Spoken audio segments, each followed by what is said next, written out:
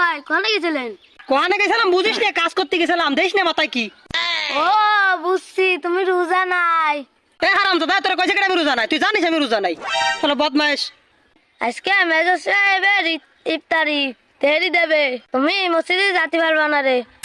গায়ের মা আছে রে, আজকে মেজর সাহেবের ইফতারি। এত মিস করা যাবে না, চলে হোক বলে হোক কৌশল হোক, একটা তো কিছু করা লাগবে।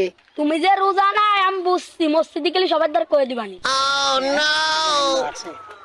পোলা ফানে দেখ আমি রোজা নাই, ওই যে তো অনেকজন খেলাধুলা করতেছে, একে তো একটা ভাও নিতে হবে। ও আগে যা বুঝে বুঝো, একে তো বুঝো তুই আমি রোজা নাই, তো আজকে তেহারি মিস যাবে না। ও ভুল করতেছি না, আমার নাম বক্কার।